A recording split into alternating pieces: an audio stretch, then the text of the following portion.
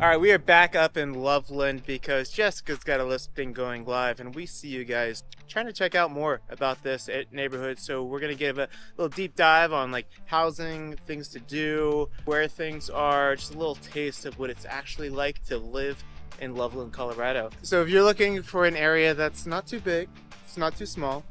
I mean, nowhere in Colorado is really cheap, but this isn't too expensive. Yeah. You got access to different things. You're close to the mountains. Loveland is the spot, so let's jump into it. Loveland is a great place to live, work, and play. There's obviously a lot to do. You're kind of at the gateway into Estes Park and Rocky Mountain National Park. You're close to a variety of trails, lakes, reservoirs. You have lots of housing options in terms of price and kind of what you're looking for, whether you're looking for a starter home, something in Old Town, condo, or more of like a golf community towards the foothills. Yeah. Lots of different price points and just kind of options. And we're gonna get into housing in just a minute, tell you about like the average list price and all that good stuff too. But yeah, you get a little bit of everything up here. You can be in this like downtown area, or you could just go 5 to 10 minutes out of here. You'll be more suburban. Just go 5 minutes further. You could find a property, $1 million property on the lake with views. So it's all over the place, and that's what's kind of cool because you don't have to go too far to find kind of a different vibe. It is hot. It is a hot, sunny day out here, so we're gonna throw the shades on. So if you have a young family, there's lots of parks and playgrounds, and Lake Loveland is a great place for kids. There's a swim beach. There's an old schoolhouse you can tour. There's like plenty of pavilions you can rent for picnics and things like that. There's like a little bit of history. This is one of the first areas that the train came through. Not to be confused with Loveland ski area. This is a flat Loveland. Same guy though, same guy. So Mr. Loveland threw a train track through here, and this is kind of one of the stops before you hit the Rocky Mountains. Little depot to stock up before you go into the hills, and so that for that reason it's got like a little bit of railroad presence, little railroad history, a lot of older like schoolhouse historic buildings, and I think that's charming about this area. Because if you can see way behind us, you have like the railroad tracks, the mill, some old like stone buildings, and then some smaller, older houses. There's like Victorian houses in the area, and then you have like the newer condos, like the Patina Flats that has a movie theater in there, Vatos Tacos at the bottom. So whether you're like touristing and just like cruising through the area of northern Colorado, or you live here, I mean, it's just got a cool downtown vibe. So this is a newer kind of development right in downtown, Old Town Loveland. They put up some condos, they built a movie theater. There's like a meeting or a festival or an event going on. You got the street with all the shops right behind us, and then this is like the good like hub for the community. All right, let's talk about some housing. We're gonna try to live out here. What's it gonna cost? Well, the good news is it's a lot less expensive for a single family detached home compared to Denver. Denver median close price is $680,000. What? That's a lot. I know. Last 90 days in Loveland, Colorado, for a single family detached home, the median was $530,000. So about how far north of Denver are we? So you're about like a 55-minute drive. Yeah, it's like an hour north of Denver, but $150,000 less for a house. I like that. And it is going to be predominantly, I know we said there are other options for, housing out here, but it is predominantly single family detached homes. So you'll have a nice little backyard for the kids or for the pup.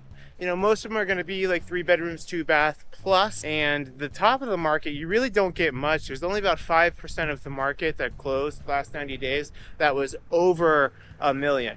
So there's not a ton of properties that are over $1 million, but they are nice. And if you hit like that 1.4 plus million, then you might have like a super sweet property that's by one of the sweet lakes out here. And that's the other cool thing about Loveland is for a fairly dry state, high montane desert area type feel, we got some nice water features up here in Loveland. That's another draw that people have for this area. When it comes to condos, they do come up. There are some condos. Most of them are going to be at least 2-bedroom, 2-bath, and they're kind of spread out. There is like a cluster over by Boyd Lake over there. The average list price for those are going to be right around $350. When it comes to speed of the market, it is kind of quick. The single-family detached homes do go around 12 days, so a little bit slower than the Denver market, but it's one of those areas that like great house with great updates and a nice location. That's going to be one of the properties that'll hit the market on a Thursday, Friday, and then get offers, have an open house, and then by like Monday they're picking an offer. So you do move quick, but luckily that's what we're here for.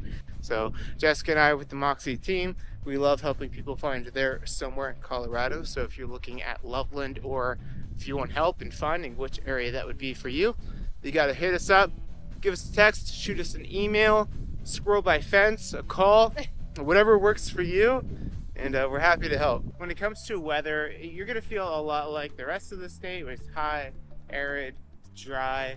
You do have, like I said, water features around here, but what's different, since you are a little bit further away from the mountains, chances of tornadoes can happen out here, and then of course you're just going to get like the hail and stuff like that. So it's hot on days like this. It's a scorcher. Nice tree in your front yard is high value right now. Yeah. So one of the perks of Loveland is the location. You have you're in a really great proximity to a lot of different towns, mountain towns, trails, things like that. So you're just about an hour directly north of Denver at I-25. They're maybe 15 or 20 minutes into Fort Collins. If you go to school in Fort Collins, you work in Fort Collins, very easy commute. Bus access, you can take public transportation, you don't have to drive. Also a lot of access to biking trails. Northern Colorado in general does a really good job of making sure there's other ways to get you around town besides using a car. This is an area we said like, hey, there's access, there's public transportation. When you're downtown area, they have little scooters that you could zip around on, but it is still a car dependent area. Walk score is 30, bike score is 46. Let's give a shout out to some places. If you're coming down here, you're like, hey, I'm gonna do a recon trip, I'm gonna check out Loveland. Here's some places that you should go see. For coffee, we went to Dark Hearts. I like Dark Hearts. Yep. You're gonna good coffee, like artesian coffee, better than Starbucks. It's not exactly expensive, but pups are welcome, and it's got a cool vibe. Everyone seems nice there. Henry's Pub is a great place for just kind of like a little quiet dinner. Lots of beers on tap to choose from. It's Monday at like noon, and it was pretty full in there right now. Yeah. A shout out to Sky Bear. That's a brewery, a little family-owned joint. Really good beers, kind of newer, but just like good vibes in there, good people. I think it's like daughters and then the father that own it together. So that's a cool place. Go check that one out. Doug's Day Diner is a great breakfast spot in downtown Loveland. There's actually a couple locations, but they have an outdoor eating area. Best breakfast in town. Is it? Yeah. All right. Says Jessica, so go check it out. And then like just Jessica was saying, there's like a lot of trails, so like walkability, like you'll walk by. It's like a fun neighborhood, fun area to walk through. You'll see cool houses. You got the mountain backdrop. You get the big Thompson River Trail right there. So it's just a really like cool Colorado town that's not too big, not too small, like I said.